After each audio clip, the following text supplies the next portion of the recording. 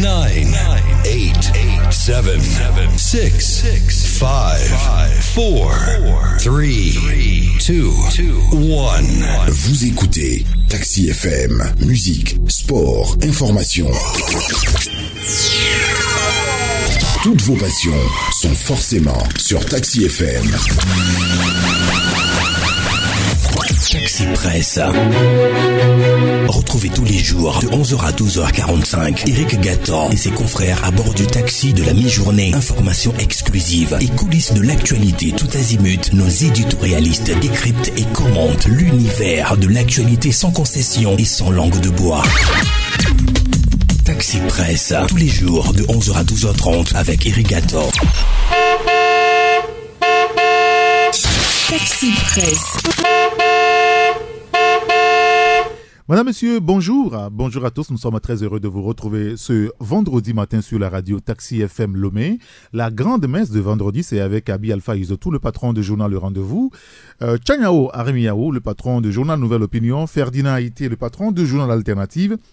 On sera rejoint en studio tout à l'heure par Fabrice Petiesi, le patron du journal Le Libéral. Ensemble, nous reviendrons sur la situation politique de l'heure. La tension était palpable ces derniers jours avec des affrontements réels entre forces de l'ordre et manifestants à Lomé et dans plusieurs villes de l'intérieur du pays, notamment à Palimé et à Sokodé, beaucoup plus à Kparatao, où il existe toujours des irréductibles. Retour à la case de départ et écrit cette semaine Le Libéral. N'est-il pas temps de déclarer l'échec du dialogue? C'est la question que nous poserons à nos confrères en studio tout à l'heure. 93.1 Taxi FM. Retour en studio, d'abord une idée des journaux qui sont dans les kiosques ce matin. Nous allons parler de Togo Matin, qui est dans les kiosques, le quotidien Togo Matin. Il y a le quotidien Liberté qui est aussi dans les kiosques. Le billet hebdomadaire L'Union pour la Patrie, le billet hebdomadaire L'Alternative, le billet hebdomadaire L'éveil de la Nation. Il y a l'hebdomadaire La Voix du Peuple qui est aussi dans les kiosques ce matin. L'hebdomadaire Le Canard Indépendant. Vous avez l'hebdomadaire Le Tonnerre. Il y a Togo Réveil qui est aussi dans les kiosques ce matin. Et vous avez le journal La Lanterne. Voilà donc les journaux qui sont dans les kiosques ce vendredi. Taxi FM, priorité au direct. Taxi FM, la seule radio d'information continue. Ce n'est pas faux. Merci de nous avoir rejoints donc sur Radio Taxi FM Lomé avec mes confrères qui sont en studio. Bonjour Abi Alpha Izotou. Bonjour confrère, bonjour auditrices, auditeurs de Taxi FM et tous Vous allez les bien? passagers. On rend grâce à Dieu. Bon vendredi à ceux qui s'apprêtent dans une heure de temps à se rendre à la mosquée. Ah d'accord, très bien. C'est pas 13h, il est 11h. Oui, bon, 13h, mais déjà à 12h, même avant 12h, il faut être à la mosquée. C'est toute une longue litanie. Ce n'est pas seulement les prières de Dieu, ce n'est pas seulement des rakats, on se sépare. Ah, je pensais que c'est la prière. Quand nous on quitte ici, là, on arrive, parfois on fait une attente de 30 minutes avant que la prière même ne commence. Ouais, donc, ah d'accord, très bien. Merci d'être avec nous ce matin. Merci mon frère. Bonjour Fabrice Petiesi. Bonjour à toi et bonjour à tous les auditeurs. Bonjour Tchanyao Arimiao. Eric, bonjour. J'avais envie d'appeler notre nom. Bonjour aux confrères, bonjour aux auditrices et aux auditeurs qui nous suivent en ce moment. Merci d'être avec nous ce matin. Merci. Bonjour Ferdinand. Rebonjour mon grand citoyen d'État. Bonjour Eric et bonjour à tous les grands citoyens d'État qui nous écoutent. Très bien. Je voudrais qu'on commence par cette information que révèle ce matin le confrère l'Union pour la Patrie par rapport donc à la performance des ministères ou des ministres de Fort Gnassingbé, les ministres au gouvernement, suivant la méthode de la valeur acquise qui évalue les réformes exécutées. Le confrère renseigne que sur 22 ministères, 15 ministères pas performants contre 6 seulement qui sont performants. Est-ce que c'est pas un problème ça, Fabrice? Oui, bon, c'est un problème dans la mesure où moins de la moitié, c'est seulement moins de la moitié, ça fait même pas la moitié de 15-6 qui est noté plus ou moins assez bien par rapport à cela. Bon, c'est vrai qu'il faut aussi dire que l'idée de rendre nos ministères performants a beaucoup plus démarré avec le projet ou bien le programme Millennium Challenge à compte qui a quand même pris certaines mesures pour que certaines choses puissent changer et pour valider certains indicateurs.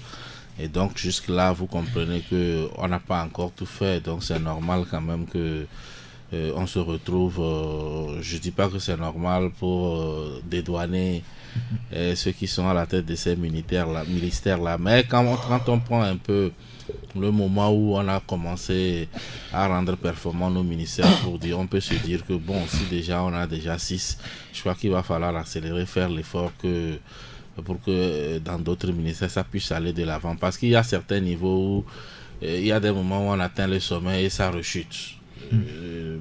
Pour certaines, pour des raisons liées à certaines réalités sur le terrain. Et donc je crois que même quand vous prenez le programme 2018 de Millennium Challenge Account, vous allez voir que ils ont beaucoup de recommandations, beaucoup de projets par rapport à plusieurs ministères, et je crois que ça pourra leur permettre quand même d'amorcer un élan. Alors, pour donner juste une idée à nos auditeurs, je ne veux pas trahir le confrère parce que les journaux sont sur le marché.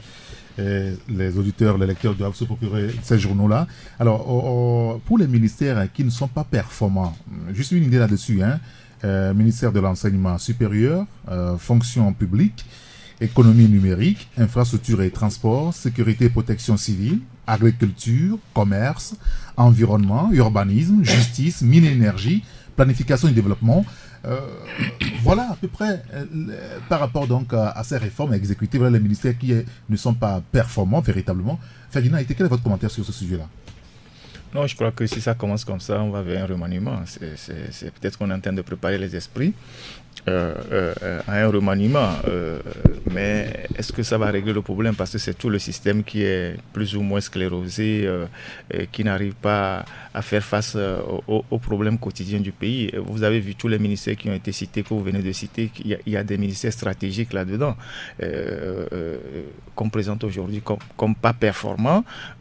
Ça pose véritablement un problème. Et il y a des secteurs, je pense qu'il y a des secteurs qui sont aujourd'hui totalement à la dérive. Ces ministres-là, on n'a pas besoin de cette évaluation pour qu'on sache que ces secteurs ne sont pas performants. Maintenant, j'ai pas vu si la primature le premier ministère est performant ou pas. Je ne sais pas si ils ont parlé du premier ministère dedans. Vous pensez que le cabinet du premier ministre doit être aussi cité forcément? Ah oui, mais c'est lui qui coordonne l'action gouvernementale. Comment il le fait? Est-ce que lui-même il est performant ou bien lui il est là, il regarde les autres faire? Bon, déjà, si la plupart des ministères sont performants, ça veut dire que maintenant, c'est tout le système. Excusez-moi, c'est tout le système. On a vu des gens d'une très grande compétence qu'on a ramenés dans ce système ici, ils n'ont pas pu faire grand-chose. Donc, quand vous voyez tous les ministères qui sont cités là, ça veut dire que c'est tout le pays, c'est tout le gouvernement qui en réalité n'est pas performant. Bon, voilà. Bon, ça veut dire que bon, il y a quelque chose dans l'air.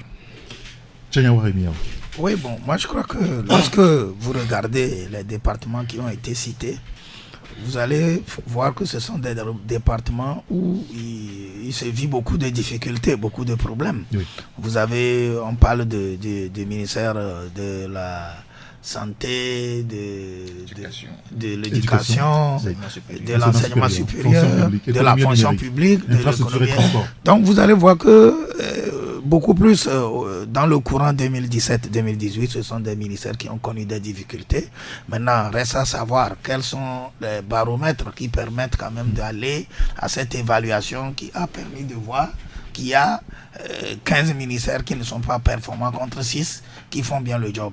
Maintenant, les 6, il faut aussi aller voir quels sont ces ministères-là et qu'est-ce qui se fait dedans. Mais comme c'est une dynamique nouvelle qu'on est en train d'insuffler à nos ministres, nous allons plutôt souhaiter que vivement les autres ministères puissent emboîter les pas pour que les choses soient équilibrées et que tout marche bien pour le gouvernement. Alors, vous savez, depuis quelques temps, il y a beaucoup de nos confrères qui appelaient quand même à ce que ce gouvernement-là, ce gouvernement Classou soit remanié, parce qu'il y a un constat général qu'il y a beaucoup de secteurs qui ne fonctionnent pas véritablement. Est-ce que ce n'est pas le moment qu'on passe à autre chose? Je vous repose la question. Je vais donner la parole à Abi Alpha. C'est fort possible qu'on puisse penser la chose de la sorte. Mais je crois qu'il ne faut pas qu'on mette de côté les problèmes politiques que vivent le Togo et le pays aujourd'hui. Même si on prend Eric et qu'on met à la tête d'un ministère où il y a des difficultés, je crois que l'évaluation va en souffrir. Et donc c'est pour ça que je dis qu'il n'est pas question de parler forcément des ministres, mais il faut que nous, en tant que Togolais, on prie que les difficultés politiques que le pays traverse aujourd'hui puissent avoir des solutions. C'est-à-dire que quand on met n'importe quel chevronné à la tête d'un département où il y a des problèmes en un moment X, ça veut dire que la même personne va ressembler à ceux qui sont là aujourd'hui. Donc il faut que les problèmes du Togo soient solutionnés depuis la base. Et la base, pour moi... Vous voulez dire que c'est un problème global en réalité? Oui, c'est... Vous allez parler d'un gouvernement sclérosé complètement. Non, c'est un problème global. Aujourd'hui, qu'on mette n'importe qui à la tête de la primature, qu'on mette n'importe qui comme ministre, et que les problèmes que le pays traverse soient les mêmes, vous allez avoir des difficultés à pouvoir évaluer concrètement les gens. Et donc, moi je... Non, pas évaluer. C'est ce que je vous disais la dernière fois. Oui. C'est pourquoi j'ai dit qu'il faut aller au-delà et chercher à résoudre beaucoup plus le côté politique. Parce que moi, tout ce qu'on met dans l'évaluation, que ce soit depuis 2017 jusqu'à ce jour, je rapproche ça. Et je dis qu'il y a des liens intrinsèques entre la politique et la bonne marche des départements ministériels. Alors il y a le confrère dans son article qui précise qu'un ministère peut être non performant alors qu'il a réalisé des activités programmées au titre de l'année. A contrario, un département performant peut n'avoir que partiellement réalisé ces activités. Vous comprenez que là on met beaucoup plus en exergue le travail fait, la capacité du ministère à pouvoir aborder les problèmes. Abi Alpha, quel est votre commentaire sur ce sujet-là? Ouais, je crois que avant de répondre de façon objective à cette question, il faut se poser d'abord cette autre de savoir si le régime est performant avant d'avoir un gouvernement qui est performant. Parce que si tout de suite, moi j'ai un élève, j'ai un enfant qui va à l'école et qui revient dans une matière avec 3 sur 10, ça veut dire que c'est le cancre de la classe. C'est le cancre de la classe. Quand tu regardes cette note-là, l'évaluation, 15 ministères qui ne sont pas performants, contre 6 qui sont performants, quand tu fais une évaluation par rapport à la chose, c'est environ 3 sur 10 quoi. Ça veut dire le cancre de la classe, c'est le régime même qui est comme ça. Il ne faut pas, si à un moment donné on est fatigué de certains, qu'on les dégage. Monsieur Faure Gnassingbé, jusqu'à preuve du contraire, continue pas à être chef de l'État. Il remanie son gouvernement, il place qui il veut, il dégage qui il veut. Qu'on ne vienne pas nous amuser ici avec l'histoire des performants, non performants. Est-ce que le régime même est performant? S'il y avait, quand on compare notre régime à d'autres régimes voisins, tout ça là, est-ce que nous sommes performants? Le régime Faure Gnassingbé, celui que nous votons, toi et moi. Vous voulez dire, quand on dit donc, par exemple qu'il y a 15 ministères qui sont performants sur les 22, ça veut dire que c'est un échec même C'est un échec. Ça veut dire que le gouvernement même n'a pas est loin derrière la moyenne. Elle est bien en bas de la barre de la moyenne. Si au moins on m'avait dit que sur une vingtaine de portefeuilles, 11 ou bien 10 ont la moyenne, bon, c'est encore défendable. Ici, c'est eux-mêmes. C'est parce que le confrère n'est pas tombé comme ça, l'information n'est pas tombée du ciel pour que le confrère en fasse son chou gras. Ce que, à un moment donné, on est fatigué de certains, on veut faire un remaniement, qu'on ne se cache pas derrière les rideaux pour nous amuser avec l'histoire de performance. Est-ce que quelqu'un est performant? Est-ce que le régime, celui qui nomme dans son système, est-ce qu'ils sont performants dans leur façon de gérer les hommes, de gérer l'économie, de gérer tout ce que qu'on appelle État? Est-ce que l'État est performant? Avant de répondre à la question, si on veut, bon, vous êtes le tout-puissant, vous pouvez choisir qui vous voulez pour en faire votre brebis galeuse, vous l'envoyez peut-être, c'est-à-dire servir de brebis sacrificielle, tant mieux, mais qu'on n'amuse pas la galerie aux gens, quoi. Fabrice, non, bon, il faut dire que oui, pour maintenant en arriver à l'État, au sommet de l'État, pour voir s'il y a performance là-bas ou quoi. Je crois qu'il faut commencer par la base, c'est-à-dire que c'est le fonctionnement de la base qui réjaillit sur le sommet.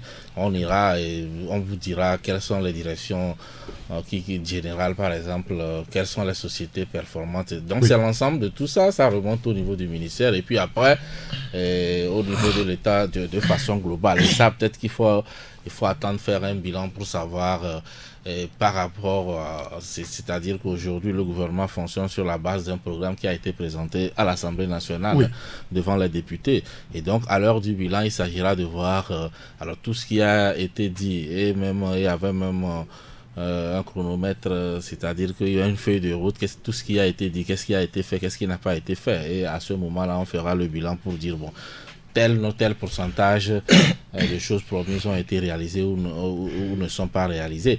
Et donc je crois qu'aujourd'hui, c'est pour ça que j'ai dit, les agences de notation, parfois, ils donnent leur note. Vous avez vu un peu au niveau de la chute, le confrère a essayé de... je sais pas comment le dire, relativiser un peu. C'est comme vous prenez aujourd'hui les pays du FMI, on va vous dire non, que le FMI est content de ce que vous faites, mais vous allez regarder dans le panier de la ménagère, ce n'est pas, c'est ça reste sur des indices que eux-mêmes, bon, sur quelle base ils le font, ils ont leurs propres critères et tout cela. On peut vous dire aujourd'hui que vous êtes performant, mais les gens ne sont pas heureux dans le pays. C'est-à-dire, même quand vous prenez les ministères qui ont été cités, en réalité c'est ça. Même le poumon du pays. Oui. Alors, parce que je n'ai pas entendu le ministère du Sport et de la Culture. Est-ce qu'on va me dire que là-bas, c'est performant? C'est tout un débat. C'est-à-dire qu'ils ne sont pas évaluables. Justement. Et donc, quand vous prenez dans le domaine de l'économie numérique, on a fait beaucoup de choses. Et bon, c'est là-bas on a mis beaucoup plus de l'argent. Il y a des ministères. Mais on dit qu'ils sont performants. Oui, c'est ce que je dis. C'est-à-dire il y a des ministères dans lesquels on a beaucoup mis de l'argent, mais qui figurent sur la liste des ministères qui ne sont pas performants. Bon, ailleurs, il y a des ministères où on n'a pratiquement rien mis. Bon, peut-être qu'on n'a même pas cherché à les évaluer, puisque bon, pour qu'on t'évalue, il faut qu'on te donne quand même quelque chose d'abord avant de faire le point. Donc moi, je crois que c'est déjà bien de communiquer sur des éléments comme cela. Je crois que ça permet à tout le monde ça permet à tout le monde de voir comment le pays fonctionne, qu'est-ce qui se passe dans tel ou tel ministère. Très bien. Bah, écoutez, nous on suivra tout cela. Si on est en train de nous dire qu'il se pourrait que prochainement le gouvernement soit modifié parce que voilà, et les ministères ne sont pas performants. Bon, moi je suis pas sûr. Vous n'êtes pas sûr, d'accord. Je suis pas sûr qu'il y aura un remaniement. D'accord. Pourquoi il ne peut pas avoir de remaniement? Moi, je vous ai toujours dit dans ce studio qu'un remaniement au Togo, c'est pas une chose si facile. Et vous avez vu comment, jusqu'aujourd'hui, le gouvernement n'est pas complet. Hein. Puisqu'il y a toujours, les gens viennent, certains sortent par moment, d'autres viennent et autres. Peut-être, il y a des rendez-vous où on ne peut pas échapper à un remaniement. Par exemple, si on fait une élection législative, là, il y a une obligation de changement de Premier ministre et tout cela. Mais à part ça, dire aujourd'hui qu'on va refondre, d'abord, nous sommes à un an des élections. Nous sommes déjà dans l'année électorale, à quelques mois. Donc je ne sais pas, ce remaniement-là, il apportera quoi. S'il y a quelqu'un qui ne tient pas quelque part, bon... On le renvoie. Enfin, on le remplace. On ne vous dira pas qu'il ne tient pas. Enfin, on ne sait pas pourquoi certains sortent. Et sur quelle base d'autres rentrent. Bon, c'est seul celui. Mais remaniement, comme on le connaît ailleurs, où ça bouge dans tous les sens.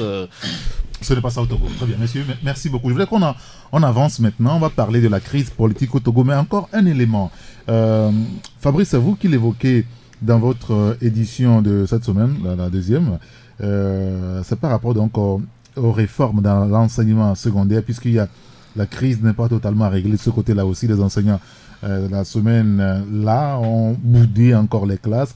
Vous dites qu'on est en train d'aller vers un programme allégé et actualisé du collège? Oui, bien évidemment. Et bon, je t'informe que c'est ton émission qui a suscité quand même cet intérêt, puisque vous vous souvenez qu'on avait débattu ici et je disais que s'il faut évaluer un enseignant de grande taille comme à un ministère, c'est par rapport à ce qu'il conçoit comme projet, programme pour l'éducation. Et je disais qu'il n'y avait rien dans tout cela, que c'est là-bas, il fallait, sur la question d'argent, il ne revenait qu'au ministre de l'économie et des finances de garantir le salaire des enseignants, celui de la fonction publique de renforcer les effectifs sur la base des bilans que les ministres fournissent. Et là, on a attiré mon attention sur le fait qu'il y avait un atelier quand même qui était en train d'être organisé. L'objectif de l'atelier, c'est d'alléger un peu les programmes scolaires au niveau du collège, le nombre d'horaires et tout cela.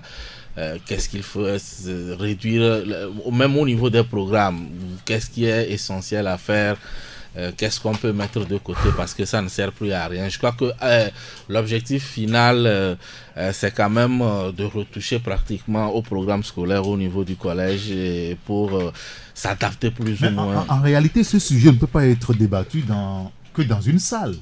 Non, c'est un débat national. Non, c'est-à-dire que c'est pas,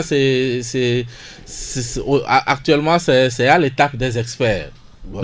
C'est à l'étape des experts, puisque quand on parle d'un atelier, naturellement, c'est ceux qui s'y connaissent et qui vont y aller, qui vont se plancher, peut-être faire des propositions, et maintenant, peut-être il y aura débat à un niveau beaucoup plus élevé pour le savoir. Sinon, toi et moi, c'est pas nous qui allons dire qu'est-ce qu'il faut enseigner aux enfants. Il y a des pédagogues, tout ça là, peut-être c'est eux qui sont là à cet atelier-là et qui réfléchissent. Je crois que l'atelier doit prendre fin cette semaine. Et donc, à l'objectif au final, parce que pour ceux qui ont une fois enseigné, surtout ces dernières années, tu vas te rendre compte que ce qu'on t'a enseigné dans les années 80, c'est ce qu'on continue toujours par donner. Ce qui est une aberration. C'est ce qui est une aberration parce qu'il y a beaucoup de choses qui ne tiennent plus. Quand vous prenez par exemple dans le programme de français, il y a toujours le télégramme. C'est-à-dire c'est l'enseignant qui peut comprendre que bon, est-ce que c'est la peine encore dans ce... Sinon, s'il faut rester conforme au programme, tu dois encore enseigner le télégramme, alors que c'est un truc qui ne tient plus. Vous allez même en géographie, il y a beaucoup de choses qu'on enseigne qui ne tiennent vraiment plus. Et donc, je crois qu'il faut vraiment retoucher, et surtout par rapport aux objectifs. Je crois qu'aujourd'hui, c'est un peu cela. Vous allez voir, par exemple, les débats en France... Comme je le dis, vous n'allez pas avoir un ministre de l'éducation, s'il en existe, aller sur les médias vous parler du salaire des enseignants. Non. C'est pas son domaine. C'est déjà garanti quelque part. Maintenant, lui, on attendra. Quel est ton projet par rapport à l'éducation dans ton pays sur un certain nombre d'années? Et c'est comme ça, les gens sortent célèbres des domaines dans lesquels on les met. C'est pas venir négocier les primes. Ça, c'est une anomalie parce que c'est pas en réalité... ce sont domaines. Alors, par rapport à ces manifestations répétitives finalement dans l'enseignement, aussi au niveau de la santé, Ferdinand, est-ce qu'il ne faut pas avoir le courage de décréter l'année blanche au Togo? Il y a quelqu'un qui me dit hier que un enseignant lui a confié, un enseignant d'histo-géo, que sur 12 chapitres au programme, depuis le début de l'année scolaire, il n'a pu dispenser que 3 sur 12. Et c'est à divers niveaux, à tous les niveaux presque, on va dire. Est-ce qu'il ne faut pas, en l'état actuel, avoir le courage de décréter une année blanche au Togo, par exemple? Je crois que les élèves ne sont plus restés à la maison qu'à l'école. Je crois que, avant d'en arriver là, je voudrais rapidement rebondir sur ce que Fabrice a dit. Vous savez, en Afrique, généralement dans nos pays, dans la fonction publique et tout, on est spécialiste dans ce genre de choses. On passe toute l'année à faire ça, ateliers, renforcement de capacités, réunions de synthèse. C'est ce que vous voyez tous les soirs à la télévision. On investit des millions dedans, on fait venir des experts, on se partage l'argent, on va un week-end dans un hôtel, et puis après, on remet ça dans les tiroirs. Et l'année qui suit, on refait les mêmes ateliers, on refait les mêmes renforcements de capacités. Et les experts qui viennent de l'Europe. Et qui sont payés, et finalement, nos administrations sont inefficaces, on avance jamais. Il faudrait à un moment donné que l'administration telle qu'on l'a héritée de la colonisation et qu'on n'a jamais changé, il faudrait qu'on change les règles de fonctionnement de l'administration et que les gens travaillent selon les règles du privé. Vous êtes performant, vous avez des primes, vous n'êtes pas performant, bon écoutez, il y a des notations. Sinon, regardez le soir à la télé, lisez dans Togo Presse, c'est les ateliers de renforcement des capacités tous les jours. Et ça engloutit une grande partie des budgets et des fonds qu'on nous alloue de l'extérieur. Et à la fin, tout est inefficace. Et ça recommence, c'est un business. Ceux qui font les ateliers, ceux à qui appartiennent les hôtels, ceux qui fournissent la papeterie, tout ça, c'est tout un réseau. Et ça ne fonctionne que comme ça depuis les années. Il faut arrêter ça. On n'engage pas les gens dans la fonction publique pour faire tous les jours les ateliers de renforcement de capacités. Vous savez, il y a des ministères dans lesquels... C'est quand même important de renforcer les capacités des gens. Attendez, mais on va pas renforcer les capacités. Je sais pas, quand est-ce que les gens vont travailler? Vous avez des ministères où on dit, on fait des études de faisabilité. Les gens font les mêmes études chaque année. Ils ne changent que quelques mots et ils sont payés. Et ils vont toujours dans les ateliers de renforcement de capacité, d'adoption de programmes, de tout ça, et de validation. Il faut quand même qu'on arrête ça. Est-ce que vous avez une fois vu ça quelque part? C'est pour ça que les gens avancent, nous on est là, on traîne. Maintenant, sur la question de l'année, c'est une catastrophe. On sait très bien que cette année est en train d'être vraiment... C'est l'année la plus catastrophique en termes d'éducation au Togo. Les enfants n'auront pratiquement rien appris, mais on va les évaluer. Maintenant, faut-il décréter l'année blanche? Je pense que il y a des raisons politiques qui ne pourront pas permettre d'aller vers là. Et c'est ça qui est vraiment dramatique. Le niveau de nos enfants. Oui, il y a longtemps que l'éducation au Togo a été sacrifiée, a été clochardisée. Et, vous avez le niveau des enfants aujourd'hui, jusqu'à l'université, vous voyez comment les gens s'expriment, les gens écrivent. Et donc, ça n'intéresse personne. On continue. Et donc, moi, je pense qu'à un moment donné, quelqu'un a dit dans ce pays qu'il faut faire les états généraux de l'éducation, et depuis on attend. Au moins ces états généraux auraient permis au moins de déblayer le terrain, de voir les obstacles qu'il faut lever et de recadrer les choses. Mais ça n'a jamais eu lieu, et ça vient de la plus haute autorité au sommet de l'État. Et on ne comprend absolument rien. Et donc nous sommes là, on est là, et puis bon, voilà. Tchaniaro. Bon, moi je voudrais dire que... Cette année, en termes d'éducation, il n'y a rien eu, c'est 0 pointé. Oui, c'est 0 pointé, sauf que toi et moi, et puis beaucoup de Togolais ont leurs enfants et attendent que ces enfants puissent quand même être évalués et qu'ils puissent évoluer. Vous savez, une année de perdu dans la vie de n'importe qui que ce soit, même si ce n'est pas les élèves, nous-mêmes. Oui, mais attendez que je finisse. Excusez-moi, sur 10 programmes, je donne juste un exemple. Je viens à 10 programmes, ça. On fait que 2. On évalue les enfants sur deux chapitres. Est-ce que ça a eu une année réussie? Je crois que ce n'est pas encore trop tard que les gens puissent se rattraper. Donc moi, mon souhait... Aujourd'hui, je vous rappelle que c'est le 13 avril. Hein. Oui, même si c'était le 30 avril, je vous dis que ce n'est pas encore trop tard pour que les gens se rattrapent. Maintenant, ce qu'il faut faire en tant que citoyen togolais, c'est d'attirer l'attention de ceux qui ont en charge l'éducation. Et c'est ce que nous disons tout le temps. Même lorsqu'on parlait tout à l'heure d'un programme, oui. Je me suis senti, j'ai vu que effectivement le Togo n'a pas un programme adéquat.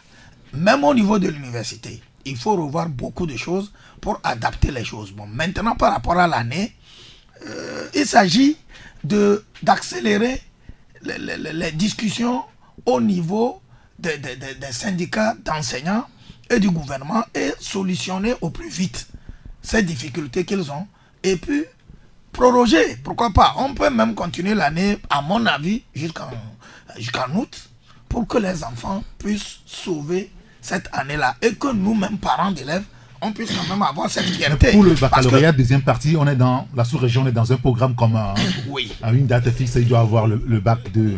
Je crois que on ne doit pas souhaiter, parce qu'il faut que les gens trouvent quand même la formule d'accélérer, pour que les enfants puissent sauver l'année, pour que nous, les parents, qui avions déboursé, parce qu'aujourd'hui, il n'y a pas ce parent qui n'a pas encore versé. Donc, elle est toujours dans la logique de l'année peut prendre toutes les couleurs sauf la blanche. Je ne le dis pas, je ne sais pas qui le dit, mais je parle en tant que Togolais, qu'à ce jour, tous les parents ont déjà versé l'écolage. Tous les parents se sont déjà engagés, oui. Et ce que les parents attendent, c'est que l'année puisse être quand même une année qui aboutisse, que les enfants puissent avoir la formation que nous leur souhaitons, que nous attendons d'eux.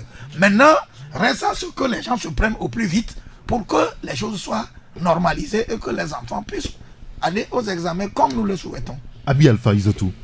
Oui, je crois qu'une année scolaire, c'est toute une pédagogie, c'est 3 trimestres séparés. Et chaque trimestre a un chronogramme des chapitres bien définis. Et c'est en fonction des normes pédagogiques qu'on commence certains programmes avant d'autres. Et qu'on n'a pas voulu prendre tous les programmes pour venir imputer sur le 3e trimestre. On a voulu que, si c'est 12, comme vous avez dit, c'est un chapitre, une matière d'ISOGEO qui est 12 chapitres, on fait 4 par semestre, et puis ça c'est trimestre, ça c'est boucle par les examens de fin d'année. Donc que Tchaniao me dise qu'on peut accélérer quand on est presque au milieu du dernier trimestre, ça fait rigoler. C'est cette façon de faire de à peu près dans tous les domaines qui nous a amenés là où nous sommes. Il y a aucun secteur qui est en bonne santé. Parce que les enfants, ces enfants pour qui les parents payent les écoles. Et puis, quand tu te dis que s'il n'avait pas existé, par exemple, les écoles privées, que serait l'éducation? C'est ça, actuellement là. Quand tu vas voir que si on doit évaluer en termes de nombre, si on prend une tranche comme les terminales, oui. Si on évalue que les élèves de la classe de terminale sont 10 000 au Togo, on te dira que à peine 3 000 sont du public. La grande majorité, c'est les écoles privées qui les forment. Je ne sais pas si vous comprenez. Maintenant, ceux-là, un secteur que l'État est censé tenir, qui est en délicatesse jusqu'à ce niveau. J'ai toujours dit ici que aussi longtemps qu'on sera avec des dirigeants qui déplacent les problèmes, qui ne les font pas face, qui ne les résolvent pas, on va être en face de cette situation. C'est une année académique qui est en train, malheureusement, parce qu'à un moment donné, on a beau, pour des raisons politiques, comme l'a dit le confrère Ferdinand, pour des raisons politiques, on a beau vouloir sauver l'année pour ne pas perdre la face, mais à un moment donné, le bac est devenu un bac qui n'est plus togolais, mais qui est devenu international. Le bac se compose à la même date, dans les mêmes conditions, au Bénin et puis dans tout. Avant, quand un élève échoue ici, il peut tout de suite aller se débrouiller au Bénin et puis ce n'est plus le cas. Ce n'est plus le cas. Donc, on est en train de... On a pris des engagements qui nous font obligation de respecter un minimum. Et le minimum, c'est de voir comment les autres font pour que... Si on ne sait pas avoir une certaine inventée, c'est de voir comment les autres font pour que chez eux, il y ait de l'à peu près. Comment sur les 9 mois de l'année académique, qu'on puisse dire qu'à peine les gens soient allés à l'école pour 3 mois et qu'on attend que l'enfant là aille composer à un examen où il va s'affronter aux candidats des autres pays. Quelle performance vous attendez de vos bacheliers? Quel nombre de boursiers vous attendez avoir à la fin, après le baccalauréat, dans les grandes écoles internationales. Donc, le pays est comme ça. Tout est en train de tomber en lambeaux. Les gens disent qu'ils peuvent et ils tiennent. Et tout ce qui s'oppose à leur volonté de tenir, ils écrasent. Et ça avance. Vous avez vu actuellement à quoi ressemble la santé. Nous sommes en train d'évaluer l'éducation. L'éducation, vous-même, vous avez listé une quinzaine de départements ministériels qui ne sont pas performants, c'est eux-mêmes qui le disent, ce n'est pas moi qui invente. Donc, quand une république est comme ça, souffrez qu'à un moment donné, qu'on le veuille ou pas, une année blanche, à un moment donné, va s'imposer. On a beau vouloir faire des acrobaties politiques pour sauver. À un moment donné, vous pencherez beaucoup plus pour l'année blanche. Il ne serait plus possible de... Vous pencherez beaucoup plus pour l'année blanche. Moi, je ne dis pas oui, je ne dis pas non. À un moment donné, il faut s'arrêter pour évaluer les problèmes. Que de continuer par faire de l'à peu près. Et c'est l'à peu près. C'est que ça accouche forcément de quelque chose. Actuellement, dans nos rédactions, partout, quand vous voyez ce que les jeunes qui ont envie d'apprendre, qui parfois tiennent des diplômes, qui veulent se faire ça journaliste, quand tu fais une petite évaluation, tu te dis mais quoi? Je vous ai dit c'est un jour que on est avec un ami, le jour où moi je l'ai vu enseigner dans une école de BTS, j'ai juré de ne jamais envoyer ni un petit frère ni mon enfant dans un BTS. Il est actuellement professeur là-bas, peut-être qu'on te dira demain, tu verras son CV quelque part, doctorat. Tu comprenez quoi? Donc à un moment donné, il faut évaluer, s'arrêter pour évaluer. Il vaut mieux perdre une année que de continuer par sauver des années. Sur 9 mois d'année de cours, on fait 2 mois. Et parce que l'image de quelqu'un va être écornée, on force les enfants. Demain, l'enfant est bachelier. il ne peut pas te faire une phrase correcte. C'est vraiment triste, quoi. Peut-être qu'il est mathématicien. Bon, ça c'est pour rigoler. Non, il faut dire que c'est depuis quelques années, depuis 5 ans, les années ne se terminent pas toujours bien. Ouais.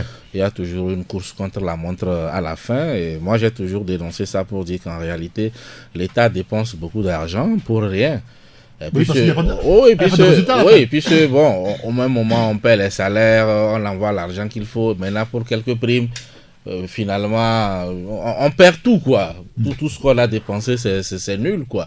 Il va falloir à un moment donné s'arrêter, peut-être pour envisager... Peut-être comme Tchana le disait, on pense aux parents qui se sont engagés, qui ont payé les écolages, qui sont investis. Oui, bien évidemment. C'est-à-dire, vous savez, un examen, à l'école, il y a des gens qui vont jamais, peut-être qui sont irréguliers au cours, mais ils viennent réussir à l'examen. Oui, c'est vrai.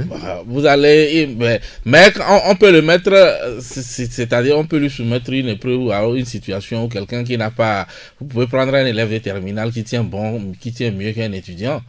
Bon, peut-être que le jour de l'examen, il y a eu certains éléments où alors, on a connu des élèves en 3e. On dit il y a 2 schémas au BPC. Lui, il apprend 4 schémas sur les 18 qui existent et il arrive, il a la chance, ça tombe il va passer, mais il traîne des lacunes. Et donc, moi, je crois qu'aujourd'hui, effectivement, cette histoire de dire on a rattrapé l'année, en réalité, on ne rattrape pas. Parce que l'école, c'est pas nous qui la créons. Alors, quand on dit qu'il faut faire 10 chapitres, un chapitre en 3 séances, alors celui qui a conçu ça, c'est pourquoi il dit qu'il faut le faire en 3 séances. Mais quand vous venez prendre les élèves samedi de 7h jusqu'à midi pour bombarder 3 chapitres et vous dites que vous avez fini le programme, oui, vous l'avez fini. Puis en réalité, après chaque séance de cours, il y a un exercice qui va suivre. Ah bon, maintenant vous n'avez pas donné, vous finissez ces chapitres-là. Peut-être même le jour qui suit, vous bombardez encore 2 chapitres. Et maintenant, pour un devoir, le devoir porte sur une dizaine de chapitres, alors que peut-être le devoir devait porter sur quelques chapitres. Et donc tout ça là, finalement, oui, on a des diplômés, mais avec quel niveau? Et ça donne à réfléchir. Il va falloir penser à cela, parce que c'est pas la peine de perdre de l'argent. Et ça, c'est au ministère de l'Éducation, enfin, de l'enseignement, de réfléchir à ces éventualités, à ce qu'il faut faire. Là, il ne s'agit pas de l'argent. Non, ici, il s'agit de l'argent. Puis c'est la grève qui entraîne les cours, non? Quand ils grèvent là, est-ce que c'est parce que les programmes ne sont pas bons? C'est une question d'argent. C'est une question d'argent. Aujourd'hui, tout ce qu'on a eu comme grève dans le secteur de l'éducation, soit c'est les primes, ceci ou cela. Donc, c'est un problème économique. Et maintenant, qu'est-ce que les programmes sont là? Si on ne l'exécute pas parce qu'il y a grève, la raison de la grève, les enseignants n'ont pas dit qu'ils n'aiment pas le contenu des programmes, mais ils disent qu'ils ont besoin des primes qui ne sont pas données. Donc, c'est un problème économique. Parfait. Maintenant, l'année blanche, bon, on va la blanchir. Et la suivante, on fait quoi? Ouais, parce que il s'agit de ça. Et aujourd'hui, vous allez voir, comme Mabi l'a dit, peut-être qu'on nous donnera des statistiques, quelle est la part du privé dans l'enseignement et la part du public. Parce qu'aujourd'hui, certains sont à 2 chapitres, mais il y en a qui ont fini le programme. Hein. Oui. Et normalement, oui, bien ceux qui sont dans le public, ils bénéficient des avantages de l'État. Au cours du primaire, on dit que c'est gratuit. Oui. Moi, j'ai payé le primaire de mon enfant. Alors maintenant, on dit que l'année n'a pas avancé. Donc on l'a blanchi. On organise l'examen et puis bon, ceux qui ont le niveau, ils peuvent réussir et on sacrifie certains. C'est ce qui risque d'arriver malheureusement. Non, bon, moi je crois que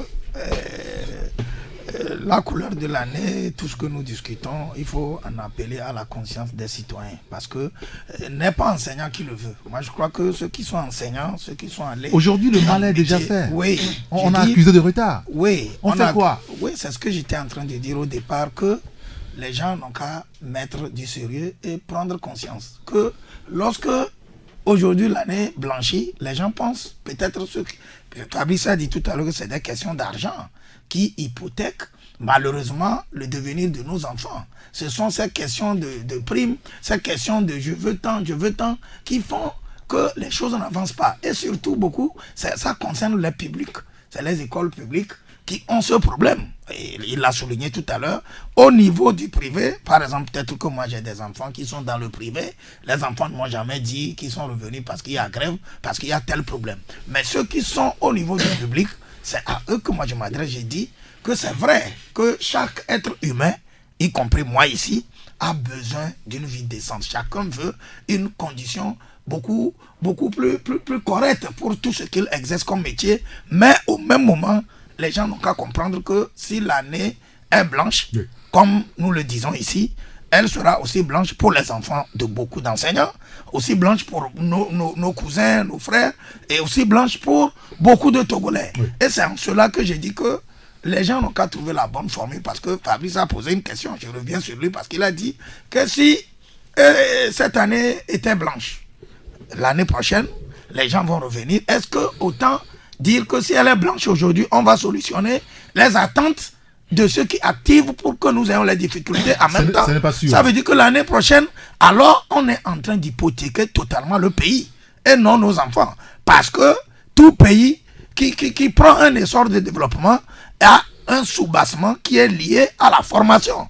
Et si nous délibérément, pour quelques brides d'intérêt que nous voulons, et on s'entend et on sacrifie et nos enfants et l'avenir du pays, ce n'est pas bien. Et en même temps, j'attire l'attention aussi du gouvernement pour qu'il puisse être concret dans le solutionnement des problèmes qu'on lui propose. Parce que depuis, si on parle de 5 ans où nous vivons les mêmes choses, les mêmes erreurs, qui créent les mêmes conséquences, ça veut dire que quelque part, les gens prennent des positions, des engagements qui ne solutionnent pas. Donc il faut que de part et d'autre, les gens trouvent la bonne formule et qu'on en finisse une fois de bon. Eric, je crois que comme l'a posé Fabrice, si on blanchit cette année, quelle couleur va porter celle de l'année prochaine? Je crois que c'est très simple. Moi, je ne suis pas, je ne fais pas l'apologie d'une année blanche. Nous avons fait notre cursus, on a fini notre cursus universitaire, on sait ce que vaut perdre une année, ce que ça vaut. Si tu ne fais pas attention, tu perds une année. Tu as beaucoup de chance de perdre l'année qui suit. Oui, attention. Donc, ce n'est pas une bonne nouvelle pour personne. Vous comprenez? Mais maintenant, au moins ça aura le mérite d'arrêter et de créer un débat pour qu'on sache qu'il y a un problème qui est debout, qu'on affronte. Que de continuer par qu'on pose cette question. Non, s'il vous plaît. Là, on sait qu'il y a un problème déjà. Non, jusqu'à présent, les gens semblent faire croire que ceux qui gèrent, ils savent qu'il y a un problème. Mais les enseignants débrayent les classes. Demain, quand tu vas appeler Baora ou bien une éducation, il va te banaliser ça, il va dire qu'on gère, que ça va aller. Il va te dire que ce n'est pas un scandale. Vous comprenez quoi? Mais c'est ça fait rigoler, mais c'est ça. Ils ne veulent pas regarder le problème en face. Moi, je pense que soit on veut avoir des diplômés, on les a déjà assez.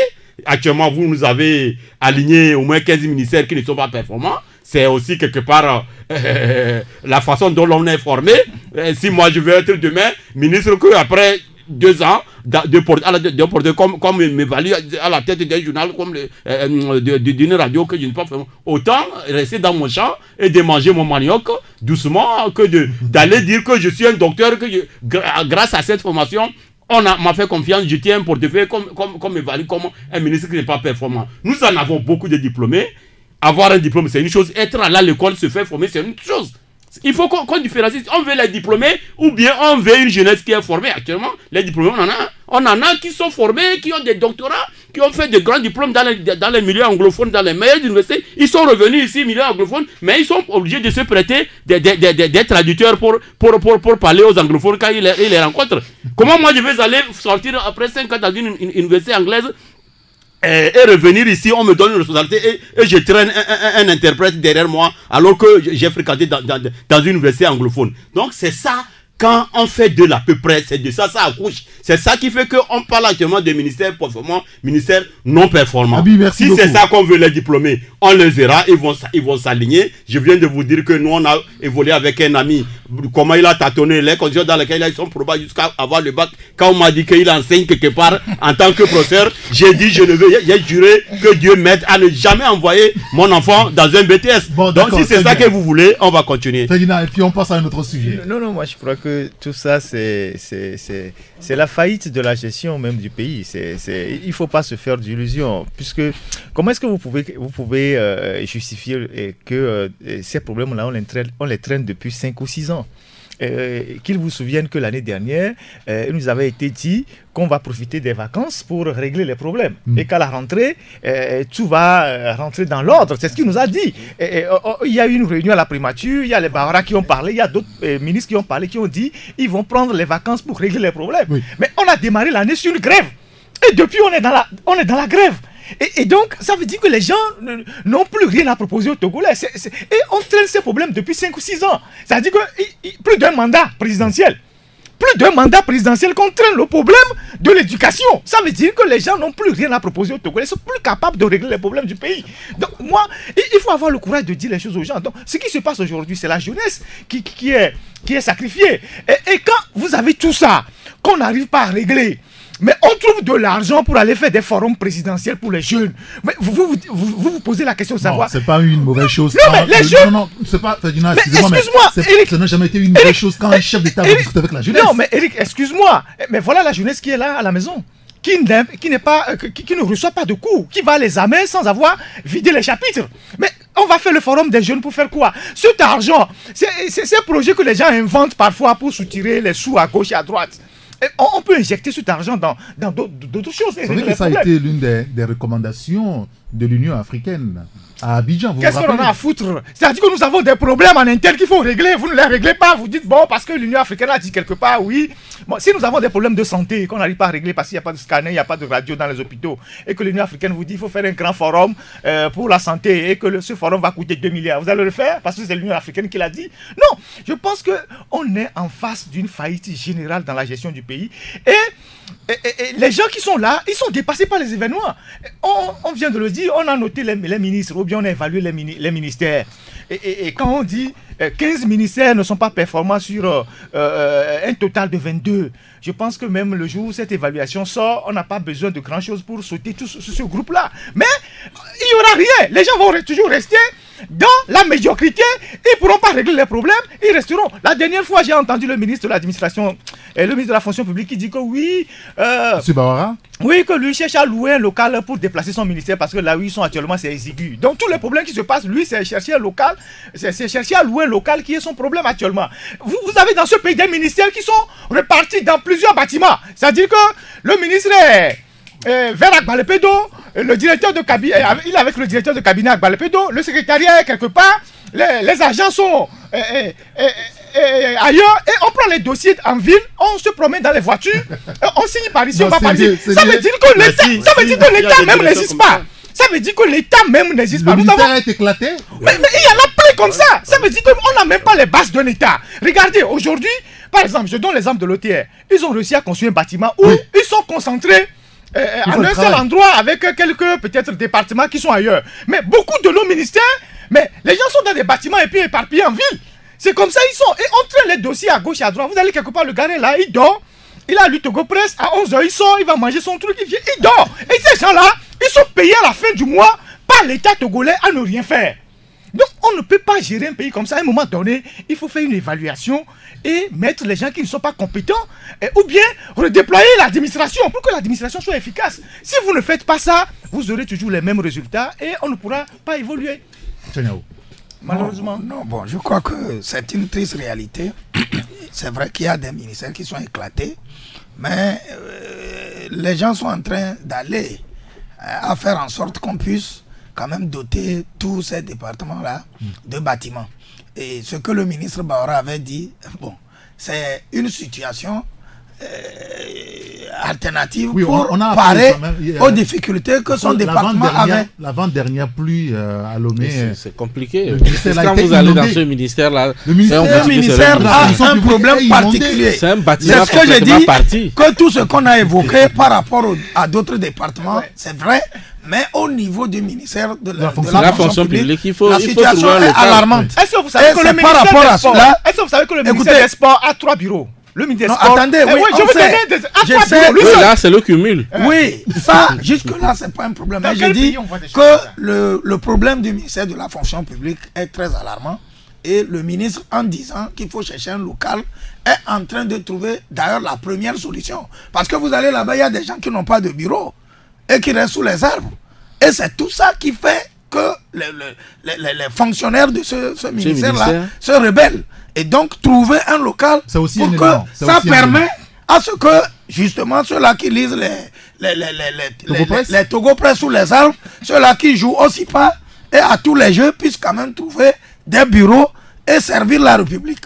Donc c'est la même chose, ça revient à trouver la formule pour que le Togo soit relancé. Ah d'accord, il faut relancer finalement non, mais c'est une réalité, je crois qu'il faut revoir un peu le patrimoine immobilier du Togo ouais. À l'interne surtout. Parce qu'il y a aussi un cas qu'on évoque, je ne sais pas si on a déjà fait ce débat-là ici, mais les commissariats, qui se retrouvent dans des maisons, des individus, alors que bon, l'État peut avoir quand même le moyen de construire des... Mais c'est là aussi, vous allez voir que aujourd'hui, quand vous prenez un ministère comme celui de la fonction publique, un ministère transversal, et quand vous y allez, vous voyez le bâtiment lui-même, c'est pas, ça n'honore pas le fonctionnaire togolais. Je crois qu'il faut trouver quand même un cadre beaucoup plus adéquat pour abriter ce ministère-là. Et là, vraiment, il faut changer. Il y a beaucoup de ministères qui sont même quand vous prenez la primature, ce n'est pas normal qu'il y ait des primatures annexes où il faut, quand vous allez ici, on vous dit non, que c'est plutôt là-bas. On est capable... Une primature, c'est une primature. Oui, on est capable... Oui, c'est la même chose. Moi, je crois que c'est un problème... c'est un problème de vision. Même au niveau de la présidence, ce n'est pas non plus réglé parce qu'on ne peut pas comprendre qu'on puisse construire une nouvelle présidence et on parle encore de problèmes de place et finalement on est obligé d'être à cheval. Une nouvelle présidence qui s'inonde. Ça, je ne le sais pas. Oui, ça s'inonde là-bas. Mais si, c'est mon quartier. Non, bon, je sais pas si les Chinois ont imposé le plan. Parce que, effectivement, quand vous allez là-bas, les bureaux paraissent très exigus. Et puis, on peut pas, quand on construit un nouveau bâtiment, c'est parce qu'on estime que l'ancien a des capacités limitées. Ouais. Mais on peut pas construire ce nouveau-là et également on se rend compte qu'il y a toujours des problèmes de place. Parce que la preuve, vous avez vu, il y a un bâtiment annexe dans le palais présidentiel, dans le nouveau. Oui. Donc, ça veut dire que le problème n'est pas résolu et ce n'est pas normal. Donc, je crois qu'il faut régler ce problème-là. Oui. Il faudrait que les ministères... Il y a beaucoup de bâtiments au niveau de Togo Télécom aussi éclaté un peu partout. C'est-à-dire que les gars, l'État même n'existe pas. C'est-à-dire que... Non, c'est de ça qu'il est question. On ne peut pas dire que l'État n'existe que sur le papier. C'est-à-dire que, dites-moi, par exemple, si on fait aujourd'hui l'évaluation, et Fabrice vient de le dire, de faire par exemple le recensement du patrimoine immobilier. Si on fait l'évaluation par exemple de tous les commissariats et les brigades de gendarmerie sur l'ensemble du territoire, il y a combien de bâtiments qui appartiennent à l'État? Comment est-ce que depuis 50 ans, on ne peut pas se dire que chaque année on construit au moins 10 commissariats et qu'on en construit véritablement et pas préfecture? Comment est-ce que, parce qu'on a un ministère de la planification, il y a des budgets, comment est-ce qu'on ne peut pas se dire que dans 10 ans on dote tout l'ensemble du territoire des brigades de gendarmerie aux normes? Je ne sais pas si vous comprenez ce que je veux dire. Mais si vous n'arrivez pas à faire ça, et que c'est le blanc qui vient vous donner de l'argent pour aménager des trucs, construire des tribunaux, tout ça, mais à un moment donné, alors que nous avons suffisamment de moyens pour doter nos pays d'infrastructures, allez dans les autres pays, vous allez voir. Si vous allez à Accra, vous voyez le ministère des Affaires étrangères du Ghana, mais vous allez tomber en syncope. Si vous voyez ce ministère, mais attendez, mais si vous voyez ce ministère, comment le bâtiment est imposant, mais même quand vous êtes fonctionnaire dans ce ministère, vous travaillez normalement, vous êtes fiers de vous-même. Dans les autres pays, les gens font des efforts. Nous, on a un retard en termes de construction des bâtiments publics. Et vous regardez, oui, la mairie de Lomé, regardez. Il y a quoi là-bas? Mais regardez la mairie, regardez ce qu'on appelle. La mairie est construite au moment où tout Lomé avait 400 000 habitants. Regardez la mairie. Tout Lomé, 400 000 habitants. C'est en ce moment que la moyenne, actuellement, exactement. Parce que l'État même, dans ces sous-bassements, n'existe pas. Et du coup, les ministres sont dans des bâtiments éclatés, leurs collaborateurs sont dans des bâtiments éclatés. Comment voulez-vous que ces gens-là soient efficaces à un moment donné?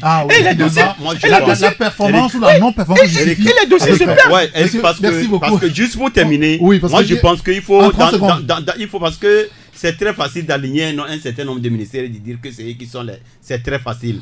Il y a un adage qui dit que là où la tête est présente, le genou ne porte pas le chapeau. On ne prend pas le chapeau pour déposer sur le genou alors que la tête est à côté. Donc le responsable, c'est la médiocrité au sommet de l'État.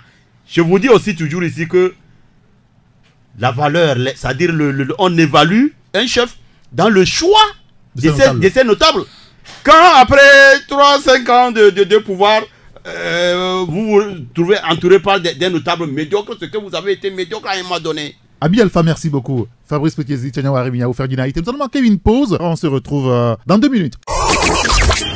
Sur Taxi FM, l'info roule. Retour en studio avec mes confrères pour la deuxième partie de Taxi Press. Abi Alpha Isotou, Fabrice Petiesi, Ferdinand Ité et Tchania Aremia. Je voudrais d'abord qu'on parle un petit peu de cette affaire avec Vincent Bolloré. Vous savez qu'au Bénin récemment, Patrice Talon a fait montre d'un courage inouï. On n'a plus vu ça depuis un bon bout de temps en Afrique. En renvoyant, on va dire presque, à Vincent Bolloré, le puissant homme d'affaires français. Il va être entendu par la justice française sur ces affaires africaines. Le confrère Liberté revient sur le sujet ce matin, puisqu'il semble que les ports de Conakry et de Lomé serait au cœur de cette affaire au niveau de la justice française. Ferdinand, est-ce que, on va dire, le Bénin a été plus courageux que la Guinée et le Togo dans cette affaire par rapport donc à la gestion de ces ports confiés à Bolloré presque? Certainement oui, parce que et cela dépend aussi de la manière dont ce chef d'État est parvenu au pouvoir. Et je pense que Patrice Talon est bien assis, il est un homme d'affaires. Et puis bon, il y a eu un gros souci dans la boucle ferroviaire qui était convoité par Bolloré, un homme d'affaires béninois, M. Samuel Dessous. Ils étaient au tribunal et je pense qu'à un moment donné, le dossier n'avançait plus. Et le président béninois a pris le taureau par les cornes. Il a décidé d'éjecter les deux. Et de revoir les termes du contrat. Il a parlé avec son homologue du Niger, parce que vous savez qu'il y a une voie de chemin de fer qui va vers le Niger, qui a été léguée par la colonisation. Et donc voilà, mais je ne pense pas que Bolloré ait tout perdu au Bénin. Je pense qu'ils sont toujours dans la manutention, ou ils sont toujours au port de Cotonou. Maintenant, l'affaire qui le concerne aujourd'hui et qui est liée, c'est des soupçons. On pense que Bolloré a contribué à financer les campagnes électorales en 2010 de M. Fogna Singbe et de M. Alpha Condé, et en contrepartie, on lui a concédé le port. Rappelez-vous, en 2007, au sommet de Lisbonne, au sommet UE-Afrique à Lisbonne, Sarkozy avait directement interpellé M. Fogna Singbe en disant quand on aime la France, il faut penser à ses intérêts. C'était dans le cas de Bolloré. Et puis, après, quelques années après, on a éjecté Dupuy Doby de manière rocambolesque et spectaculaire. Mais en réalité, c'est un truc qui a été négocié de maître par les Togolais. Lorsque il fallait éjecter Dupuy Doby pour remettre le port à Bolloré, je pense que le Togo a demandé, en dehors de tout ce qu'on veut vérifier là, le Togo a aussi fait du marchandage. Il a été négocié pour le compte de Debache l'abandon de ses poursuites en France, parce qu'à un moment donné, Debache ne pouvait plus aller en France, où il était recherché pour ce que vous savez, le vol des objets d'art de la fondation Vassarleri. Et donc, il y a une mission togolaise qui est allée voir à l'époque Claude Guéant à l'Élysée, où ils ont discuté, et le Togo a obtenu qu'on ferme les yeux sur le cas Debache, et Debache a commencé par retourner en France. Et puis, entre-temps, l'élection s'est passée, et puis à la veille de l'élection, bien sûr, on a éjecté Dupuy Doby, on a retrocédé le port à Bolloré. Jusqu'à ce jour, aucun Togolais n'a le contrat qui lie l'État togolais à Bolloré. Même pas les députés. Personne ne connaît ce contrat. Mais on sait juste que ce contrat est pour 35 ans, mais on n'a pas ce contrat, on n'a pas les termes du contrat, personne ne peut l'avoir. Et on sait aussi que la société de communication qui est soupçonné d'avoir, par lequel on est passé pour financer ces campagnes électorales, Havas, au Togo, est dirigé par le petit frère de M. Fogna Singbe, Patrick Bolovi. Et il y a eu des perquisitions en 2014. Son petit frère, c'est Bolovi. Fogna Singbe, c'est Nyasingbe. Oui, c'est son petit frère, demi-frère. C'est le fils à sa mère. Et donc, il y a eu des perquisitions au siège de Havas en 2014 à Paris. Il y a eu d'autres perquisitions, des documents ont été saisis. Il y a eu d'autres perquisitions en 2016 au siège même de Bolloré aussi, toujours à Paris.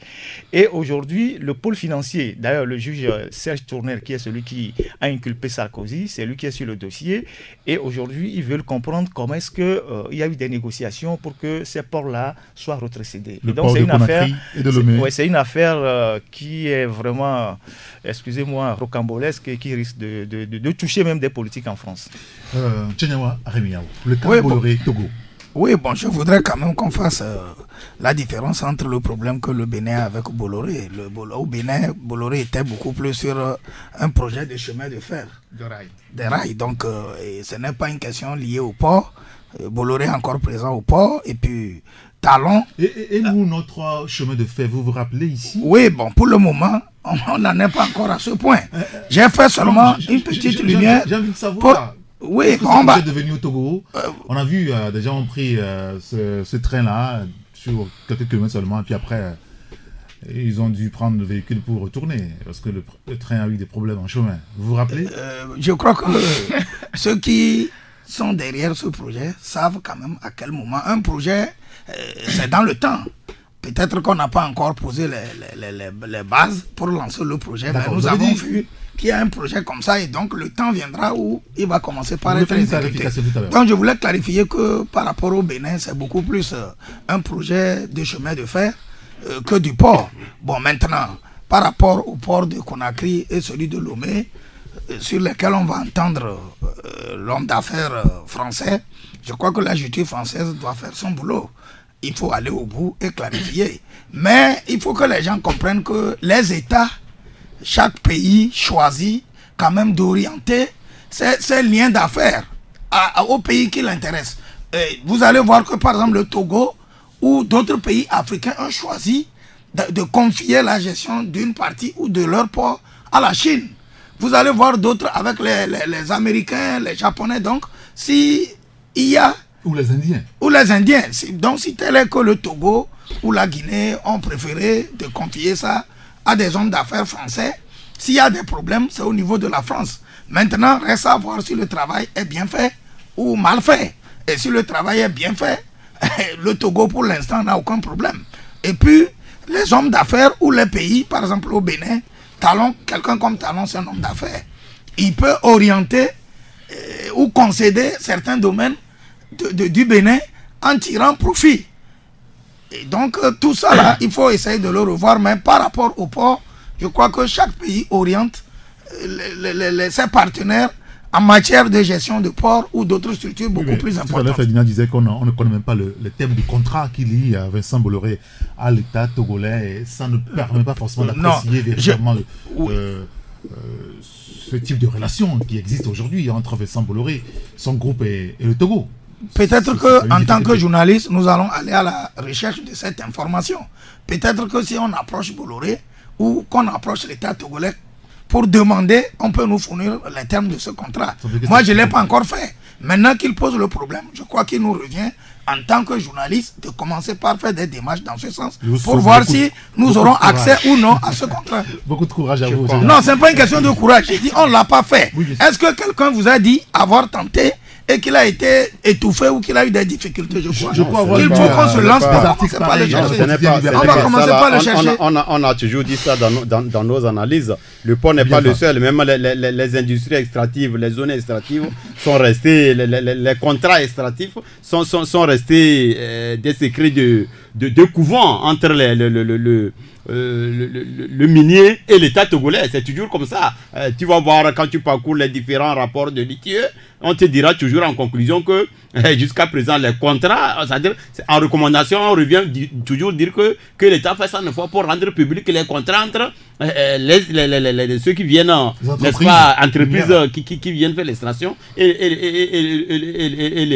le public, pour que les gens sachent comment se gère leur bien, parce que ce n'est quand même pas un bien entre un étranger qui est venu et puis un maillon de ceux qui dirigent, quoi. Moi je pense que par rapport au autonome de Lomé, qu'à un moment donné, Bolloré aurait eu un feu vert venant de quelque part qui l'a permis de s'installer. Et apparemment il s'est tellement installé que même ceux qui sont censés être aidés par son installation ont commencé même par être inquiets. Parce que si vous revisitez l'histoire, les moments où on a signé toute cette histoire-là à Bolloré, on nous a fait parler d'un grand patron là-bas qui est actionnaire à 20% à côté de Bolloré, et que certains, dans la façon dont Bolloré a mis la main sur le port, les gens ne sont pas forcément totalement d'accord. Et c'est ça même qui aurait suscité la création du LCT. Tu vas voir que... LCT, c'est toujours pour Bolloré, non? Non, c'est pas pour Bolloré. C'est le port privé qui est... C'est un port privé. Au rond-point de... C'est ça, c'est un port privé qui est vraiment un truc occulte. C'est pour qui? On ne sait à qui ça appartient. Donc les gens ne sont pas... Attendez, là. Je vous donne une information. Je pense que... Mais personne ne saura te dire c'est pour qui. C'est pour les Chinois. Personne ne saura... Les Chinois peuvent avoir construit. Mais c'est pour qui? C'est pour qui? D'accord? Donc... Bolloré a tellement pris là, qui est là, ça. On ne sait pas à qui cela appartient. Moi je vous le dis ici. Donc Bolloré est tellement assis qu'il a pris la place de tout le monde, y compris apparemment ceux qui l'ont fait venir, et les gens sont sortis à côté pour créer la même chose que lui. Donc allez-y comprendre. Moi je pense que ça doit faire un peu honte à un maillon, un pan de nos politiques, parce que c'est très facile aussi d'accuser le régime. Et comme c'est leur intérêt qu'ils cherchent, ils tirent la nappe de leur côté. Maintenant, c'est au camp d'en face de faire le contrepoids. Qu'on me dise aujourd'hui que c'est l'État français qui normalement qui devait fermer les yeux aussi, parce que si il y a fraude ici et qu'un Français a pris des parts d'une façon frauduleuse, c'est après tout en France que ça s'est rapatrié. Que c'est de la France que on pointe aujourd'hui que Bolloré serait assis d'une façon frauduleuse. Mais ça fait problème. S'il vous plaît, ça fait problème parce que on a quand même des députés qui sont au Parlement qui siègent. En réalité, l'État français doit le protéger, c'est ce que vous voulez dire. Exactement. C'est au Togo qui doit être poursuivi. Exactement, c'est au Togolais de lancer d'abord ce débat. Et que le Togolais n'a pas lancé ce débat. Nous avons des députés. Qui a déblayé le terrain à Bolloré ici? C'est Sarkozy. Et Sarkozy est dans quelle situation aujourd'hui? La logique est claire. Nous avons une opposition, nous avons des gens qui sont représentés au Parlement. C'est ça que je veux parler. Il faut que les gens, à moins qu'à un moment donné, dans l'existence de Bolloré ici, les gens se sont tendus mouillés, ils ont été graissés, ont mangé avec lui. Donc le monsieur peut se comporter en je ne sais pas quoi. Aucune opposition ne peut rien dire, aucun parlementaire ne peut rien dire. À moins que c'est ça, bon, c'est un autre débat qu'on va ouvrir après. Mais ça fait problème qu'aujourd'hui, ce soit la France qui nous dit que notre fils là qui est là-bas, il n'est pas bien assis chez vous, il est assis sur vos intérêts. Et que nous avons une opposition qui se dit parlementaire. Et que depuis là, au moins si on a commencé un dossier, et qu'on dit que parce que c'est un régime dictatorial, on n'a pas pu aboutir, on sait que vous avez fait ce que vous pouvez faire. D'accord. Bon, non, moi j'ai l'impression que Abi ne mesure pas un peu les enjeux dans le monde. C'est-à-dire que, oui, Bolloré est français. Oui, Bolloré est français, mais on n'a pas dit que Bolloré boulotte pour la France. C'est un homme d'affaires. Et je crois que dans tout ce qui se passe là, c'est une bataille entre les hommes d'affaires. Et qui dit homme d'affaires, c'est des mafieux. On dit aujourd'hui les gens mangent avec Bolloré. Demain, ça peut être Bollora ou quelqu'un d'autre. Les gens mangeront toujours avec lui. Donc, c'est un combat de titans. Et bon, quand on tente de dire l'État, c'est pas comme... Moi, ça me fait rire qu'on dise aujourd'hui que la France dit que Bolloré finance les élections, certains candidats. Ça a été toujours comme ça et ce sera toujours comme ça. Si j'ai créé un parti politique aujourd'hui, c'est pas de ma poche, je vais financer mes activités. Il y aura forcément des lobbying derrière moi et le jour où j'accède au pouvoir, naturellement, c'est comme ça, ça se passe. Hier, on nous a présenté Dupuy comme si c'était le Satan sur la terre. Mais aujourd'hui, on tente de nous présenter Bolloré, le troisième qui vient. Si ce n'est plus Bolloré demain, si c'est quelqu'un d'autre, c'est toujours les affaires. C'est le gangster qui contrôle toujours les affaires et c'est pas la peine de dire que nos députés n'ont pas fait quoi et quoi. Alors, la France, aujourd'hui, tout le monde sait que Sarkozy, c'était l'ami de Bolloré. Oui. Et il a déblayé le terrain à Bolloré dans beaucoup de pays d'Afrique. Alors aujourd'hui, comme par enchantement, il a des problèmes avec la justice. Et puis bon, on tente également de casser ses soutiens. C'est plus que logique. Parce que ne pensez pas qu'un jour on va vous amener un homme d'affaires ici qui va mettre la soutane et faire les choses comme à l'église où il se doit dans la transparence totale. Les affaires restent les affaires. Bien. Il y aura la presse, tout ça là, tout le monde est mêlé. Chacun viendra avec ses journaux. Ils ont leurs journalistes dans les plus grands journaux du monde et on écrira dans leur intérêt également. Quelqu'un d'autre viendra demain, il va agir également de la sorte.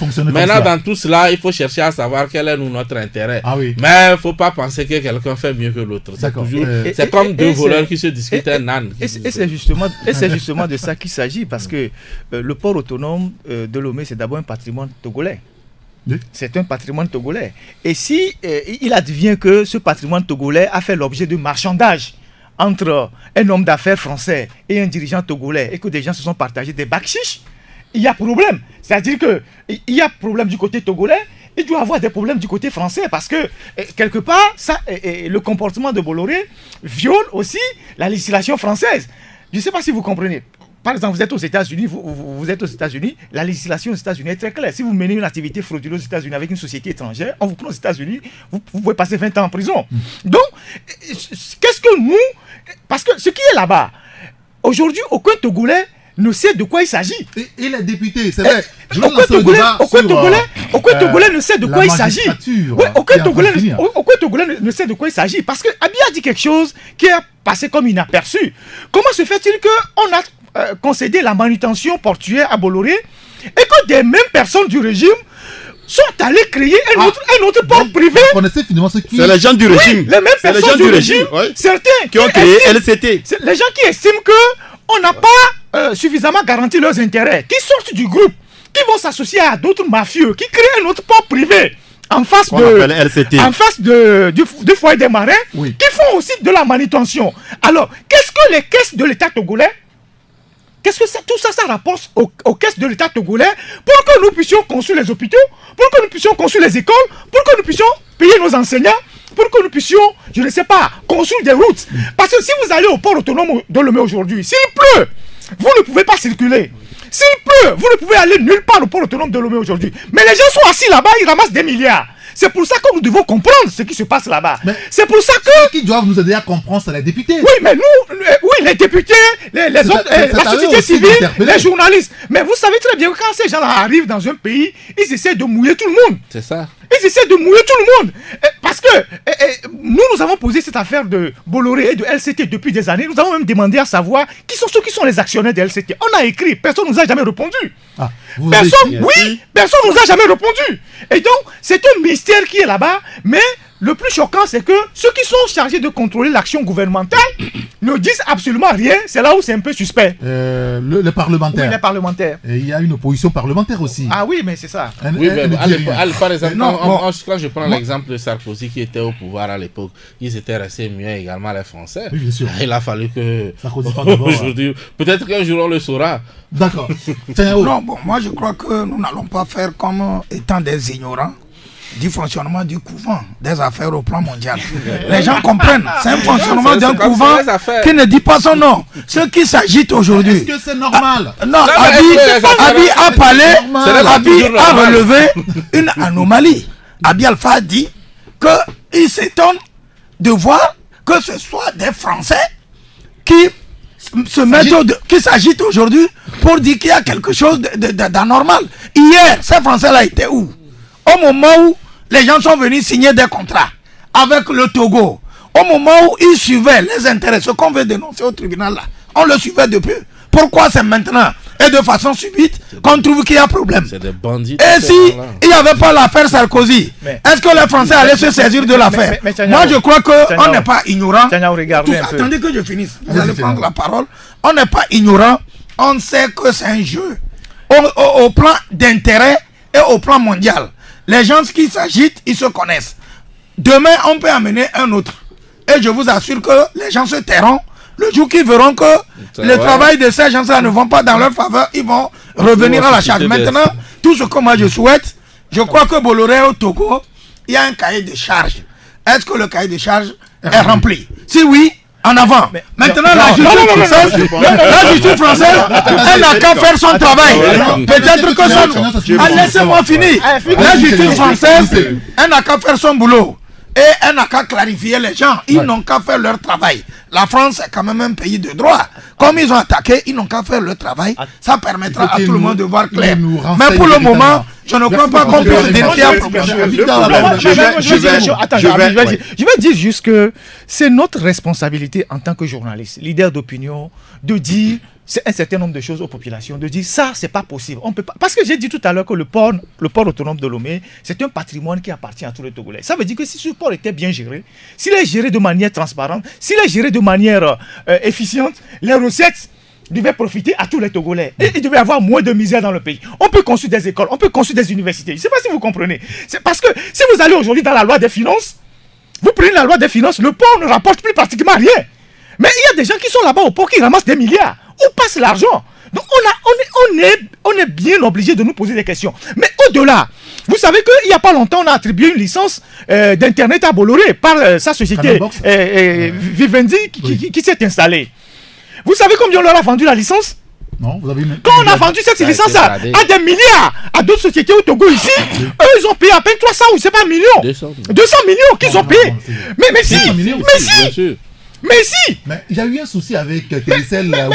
Mais je vous dis qu'on a pris des milliards chez des gens. On a pris des milliards chez des gens pour leur donner la licence. On a pris même jusqu'à 20 milliards chez certains. Mais à Bolloré, on a pris 200 millions. Et 200 millions, ça vaut rien. Oui, la licence leur a été bradée à 200 millions. Mais quand vous voyez ceux qui sont derrière, les relations entre Bolloré, Madame Sina Lawson, sa sœur et tout le groupe qui a travaillé derrière pour qu'on leur donne la licence, vous voyez bien ce qui se passe dans le pays. Et donc, nous, c'est notre responsabilité en tant que journalistes de dire, écoutez, on ne peut pas brader le patrimoine du Togo à ce prix-là des gens pendant que nous souffrons. Toutes les industries extractives au Togo, qui pompent notre clinker, qui pompent toutes nos richesses, de Lomé jusqu'à Dapaon, le marbre, tout ça. Personne n'a les contrats, personne ne sait ce qui se passe. Mais nous sommes dans notre propre pays, mais on n'arrive pas à manger. Les gens n'ont pas d'école, les gens n'ont pas de toit, les gens n'ont pas de dispensaire. Donc c'est de notre responsabilité. Si les politiques ont démissionné, ou bien on a mouillé tous les politiques, au moins les leaders d'opinion, la société civile, c'est à nous de réveiller nos populations. Je crois que le port autonome de Lomé qu'on a toujours d'une façon ronflante appelé poumon de l'économie, il y avait le port et puis par extension Togo Télécom, à un moment donné, quand le Togo pesait sous le poids de la coupure de la coopération avec l'Union européenne, ces deux sociétés ont permis quand même de continuer par payer les fonctionnaires. Quand on est arrivé actuellement à un moment où le port est déjà charcuté, vous rappelez, avant-hier, j'ai publié un truc où je disais que une partie des activités portuaires ont été concédées à une société du nom de Boluda. Je crois que le contrat même a été signé même au dos même de Adéon. Ouais. Ça a été signé, la TVT était allée, ça a été signé. À un moment donné, on a demandé à la TVT de ne pas passer pour les images pour le moment. Ça a été signé, on a concédé, le directeur du pôle même n'était pas au courant. Donc quand un pays est géré, ça se passe, si, donc c'est ça ton pays. Donc c'est ça, nous on parle, quand on parle, les gens pensent que c'est le funérail du papa de quelqu'un. C'est notre affaire à nous tous. Le pays, tout est tombé en lambeaux. Et puis c'est en ce moment-là, c'est un moment précis, le monsieur Fournier est obligé de passer du PAP pour prêter l'argent pour payer les fonctionnaires. Même quand on gère en faillite, si, je crois que nous sommes sur une place publique, monsieur Fournier a des problèmes à payer ses fonctionnaires. Tantôt on fait pression sur les sociétés qui sont assises, qui bradent des milliards pour qu'elles contribuent. C'est-à-dire, on fait de façon à les faire payer les taxes par anticipation. Tantôt on fait pression sur les banques pour payer les fonctionnaires. Tantôt c'est d'autres pays qui aident. Quel pays? Les emprunts obligataires. S'il vous plaît, les emprunts, sans oublier les emprunts obligataires. On est en train de gérer un pays à crédit au nom de nos emplois qui sont en train d'arriver. Il faut quand même que les gens sachent que on ne peut pas aller jusqu'à. On va parler maintenant politique. On a encore quelques minutes à passer ensemble. La politique avec la reprise des manifestations de l'opposition ces derniers jours. Je ne sais pas si on peut parler d'une reprise puisque la manifestation a été empêchée. Il y a eu un échange de courriers assez virulent ces derniers jours entre le gouvernement par l'entremise de son ministère de l'administration territoriale et la coalition de l'opposition, les 14 partis politiques qui se sont regroupés là. Et puis l'opposition qui a annoncé reprendre les manifestations, c'était annoncé pour mercredi, jeudi et puis demain samedi. Sauf que depuis mercredi, on a beaucoup plus assisté au heurt entre les forces de l'ordre et de sécurité et certains groupes de manifestants à Lomé et dans plusieurs villes à l'intérieur du pays, notamment à Palimé et à Sokodé, où on a encore remarqué quelques irréductibles. Beaucoup plus à Kparatao, le village de Tikbi, à Tchadam. Fabrice Petiesi, on retourne à la case départ, c'est ça? Oui, vous l'avez écrit. Oui, bien évidemment, dans la mesure où on était parti de ces manifestations-là pour finalement obtenir une accalmie sur la base du dialogue qui a été instauré. Oui. Bon, alors aujourd'hui, le dialogue n'est pas encore terminé, il est suspendu. C'est vrai qu'il y a des points sur lesquels les deux protagonistes ne semblent pas bouger. Alors maintenant, avant le début du dialogue, il y a eu des concessions que les uns et les autres ont dû faire et l'opposition avait renoncé provisoirement aux marches. Oui. Alors aujourd'hui, si elle revient aux marches, pour moi, je crois que c'est un retour à la case départ, puisque avec les marches qui malheureusement sont interdites, puisque quand il y a interdiction, c'est l'électricité dans l'air et on l'a vu. Et la dernière fois, on dénombre déjà des blessés, on parle de quelques arrestations. Si ça se poursuit, c'est que finalement, on aura des blessés, on ne le souhaite pas, des morts peut-être, on ne le souhaite pas non plus. Et puis, on va se retrouver dans une situation où peut-être qu'il y aura aussi des arrestations, parce que quand on interdit, et il y a manifestation, donc il y a cette tentative de défier l'autorité. Est-ce qu'il va se passer probablement demain, puisque la coalition y est en conférence de presse? Oui, donc demain ils vont encore marcher, ils vont maintenir ces manifestations. Le premier jour, ils ont été surpris. Alors comment est-ce qu'ils s'organisent pour le dernier jour, le samedi, Dieu seul sait. Mais on risque de se retrouver encore avec des arrestations et finalement passer des négociations pour la libération de tel ou tel. Et puis bon, finalement... C'est la même chanson. C'est la même chanson, c'est-à-dire que c'est comme... c'est un travail décisif. On a l'impression qu'on est au bout, mais on revient et on repart. Et bon, je crois que ça devient un peu difficile. Moi, ce que je voudrais dire pour finir, c'est qu'en réalité, il faut être clair il faut appeler un chat un chat. Soit l'opposition dit, je n'ai plus confiance en ce dialogue-là. Et on quitte tout, on arrête tout. Et maintenant, on sait que chacun veut utiliser les moyens qu'il estime être les meilleurs pour pouvoir résoudre le problème. Mais si on donne l'impression toujours d'être dans le dialogue, je crois qu'il faut respecter les principes de ce dialogue-là. Mais aujourd'hui, ça achoppe, ça traîne, ça prend du temps. On a dit 2 jours, ça traîne. Alors, qu'est-ce qu'il faut faire? On ne peut pas aujourd'hui marcher et espérer encore faire le dialogue. Pour moi, ça n'a pas de sens. Soit on se dit que le dialogue ne va pas résoudre le problème du Togo, le problème que le Togo a aujourd'hui, on laisse tout tomber, on libère le facilitateur, et puis bon, maintenant, ce que chacun estime avoir à son niveau pour qu'on le déploie. Qu'on le déploie, et puis bon, ceux qui vivront verront le reste. Alors, c'est vrai que J.B. Bawara, dans une interview, disait cette semaine que la coalition a rompu les soubassements du dialogue et il faut en tirer les conséquences. Ferdinand Haïté, vous avez aussi présenté le sujet ce matin dans votre journal L'Alternative. Vous vous relevez par rapport à la répression, vous parlez des méthodes d'un État voyou qui sont remises en scène. Hein? Oui, tout à fait, parce que ce qui se passe dans notre pays dépasse tout entendement. C'est la sauvagerie au sens même du terme. Vous avez vu comment est-ce qu'ils ont bastonné les gens dans les quartiers, ils sont rentrés dans les maisons. Vous savez que dans notre constitution, il est clairement dit que le domicile est inviolable. Ils sont rentrés dans les maisons des gens, frappés, et surtout frapper les femmes.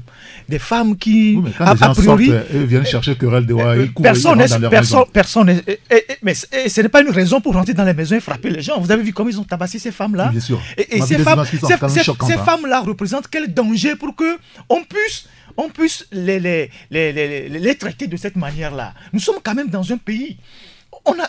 Mais c'est incroyable ce qu'ils sont en train de faire. Mais moi, je pense que il faut arrêter ce genre de choses. Et ce qui s'est passé là, les gens oublient forcément qu'il y aura clairement demain des comptes à rendre. Quand vous frappez les gens comme ça, vous tabassez les gens de ce genre, vous allez détruire les monuments, des monuments culturels de tout un peuple. Où ça? À Sokodé. Mais c'est incroyable. C'est incroyable. Si vous faites le maintien d'ordre, faites le maintien d'ordre. Mais n'allez pas dans les maisons des gens, n'utilisez pas les moyens non conventionnels pour frapper les gens, les blesser, les frapper au dos, aux pieds. Et des femmes, c'est pas normal. Donc moi je pense que ceux qui tiennent le pouvoir doivent réfléchir à tous les actes qu'ils sont en train de poser. Parce que ça risque demain de les rattraper. C'est vrai que quand on est au pouvoir, on se dit oui, nous sommes forts, il n'y aura rien. Quand je vois aujourd'hui les Gilbert Diendéré là, les gens qui au Burkina, quand ils font comme ça, tu meurs. Dès qu'ils font comme ça, toi tu n'es plus là. Aujourd'hui, ils sont comme des poules mouillées devant les juges et ils parlent de leurs droits. Or, quand ils étaient au pouvoir, il n'y avait pas de droit. Il n'y avait pas de justice. Ils t'envoyaient directement à la mort. Donc, il faut que les gens réfléchissent avant de poser les actes. Yeah. Mais en même temps, ce qui se passe là, c'est une bonne chose pour l'opposition. Il faut que les gens réfléchissent très bien avant de prendre un certain nombre de décisions et d'engagements. Dans un système de ce genre, il faut toujours savoir rester ferme. Et les gens qui ont joué les petits malins, on marche aujourd'hui, on ne marche pas demain, on fait ceci, on ne fait pas ça, voilà ce qu'ils ont donné le temps à leur adversaire. J'ai toujours dit, on est sur un terrain de rapport de force. Ils ont donné le temps à l'adversaire de se réarmer contre eux. Vous avez vu, finalement, sur plusieurs terrains, c'est les militaires qu'ils ont sortis. Et ils n'ont pas fait les choses à moitié. Bien. Tchanyawari Miao. Non, bon. Est-ce qu'il ne faut pas, au vu de tout ce qu'on est en train de revoir là, siffler la fin du dialogue et puis, comme Fabrice l'a dit, on passe à autre chose? Bon, c'est l'impression que ça donne quand vous regardez le comportement, que ce soit de la coalition des 14, même par rapport à aussi une position du gouvernement. Parce que il faut se poser la question de qu'est-ce qui a fait que la coalition a choisi de retourner dans les rues. on vous répondra que le gouvernement avait pris aussi l'engagement de ne pas continuer le processus électoral.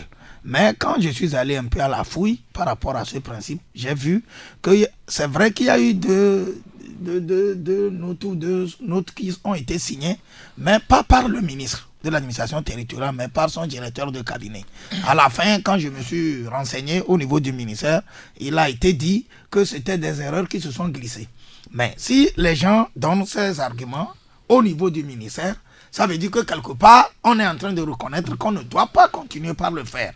Bon, maintenant, ceux qui ont regagné la rue, ils ont devant eux une interdiction de ceux qui ont le pouvoir régalien. Est-ce que c'est une interdiction en réalité? Parce que selon la loi, oui, écoutez, selon la loi Bogona, une interdiction, c'est un acte qui est pris. Non. Et écoutez, logiquement, quand on veut manifester, c'est la justice au qui Togo, ordonne. quand on veut manifester au Togo, je crois qu'il y a une procédure. Oui. Vous écrivez, vous demandez, on vous l'accorde, vous le faites. Non, on informe.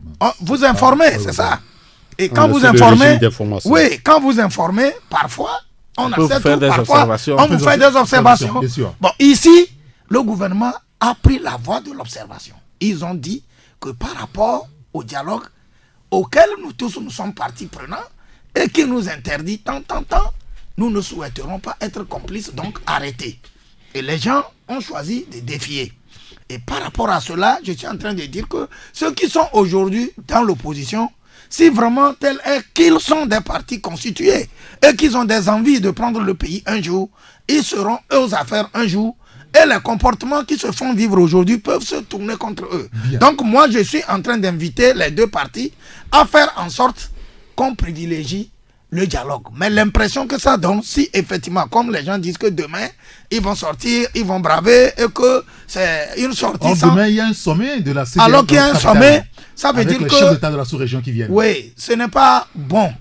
Ça n'augure pas de bon lendemain pour le pays. Il faut que les gens se surpassent et qu'ils comprennent. Moi, je crois qu'à un moment donné de l'histoire, l'on peut être fort, mais quand on détient la force, qu'on ne se comporte pas comme si on est le plus intelligent. Parce que si ceux qui gèrent ce pays sont les plus intelligents, on n'aura pas cette image-là de notre République actuellement.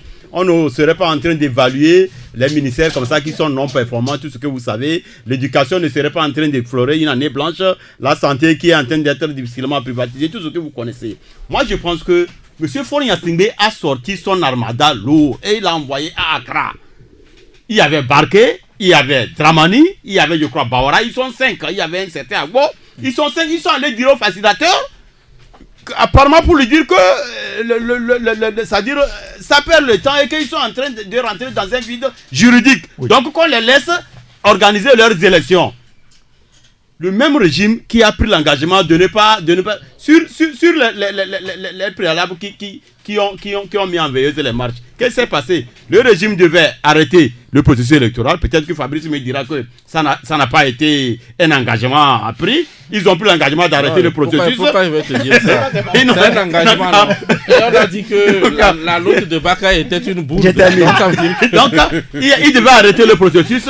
Il devait lever l'état de siège sur les 3 villes Mango, Sokodi et Bafilo. Il devait libérer tous les détenus.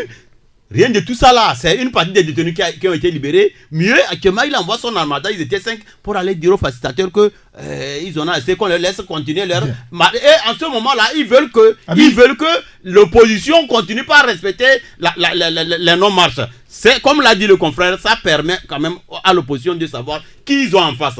Soit on est engagé pour faire une lutte face à quelqu'un, soit on n'est pas engagé, mais quand une opposition, certains d'entre eux, aujourd'hui font un pas avant, demain ils retournent, quand ils sont seuls, ils ont un langage, quand ils sont avec les autres, ils ont un autre langage, c'est de ça que ça accouche. Merci beaucoup. Parce que la dernière fois, la marche qu'on a reportée, la dernière fois, ce n'était pas une marche à reporter, c'était une erreur politique. Bon, d'accord, très bien. Abi Alpha, on a compris. Fedina Iteou, ce matin, vous parlez de François Akila et Soboko, vous savez, Jeune Afrique en a parlé, cette semaine d'ailleurs.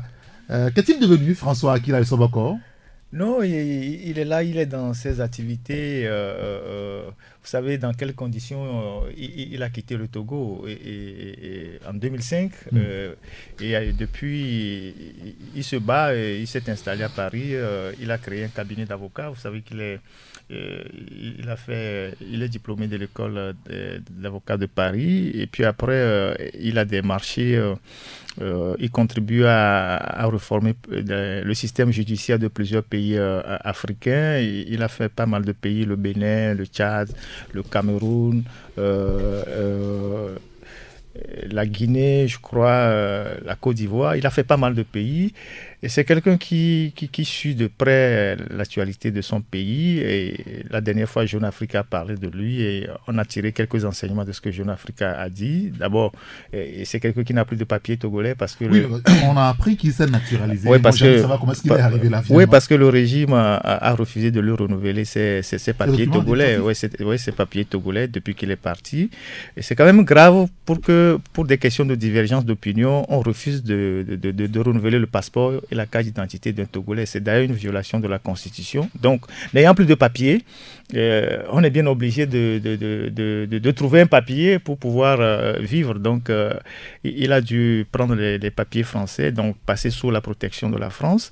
Et puis ensuite, depuis quelque temps, il est au Niger, où il pilote un système de réforme de la justice au Niger.